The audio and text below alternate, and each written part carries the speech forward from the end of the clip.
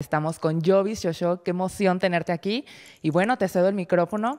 Creo que nosotros hemos visto la cultura birrárica desde otra perspectiva, que es la moda. Ahora queremos escuchar tu perspectiva.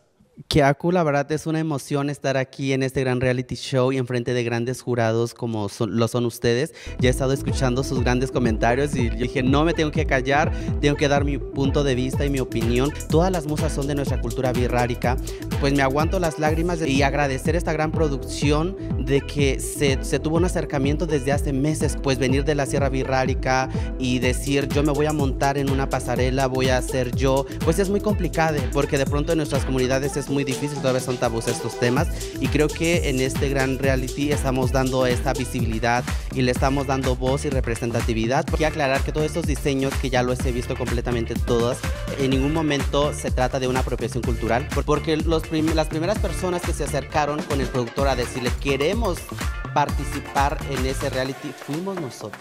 Estamos mostrando cómo se tienen que hacer las cosas y no solamente que alguien tome mis diseños, mi traje, ante todo es realzar y dar esa importancia a nuestros pueblos originarios.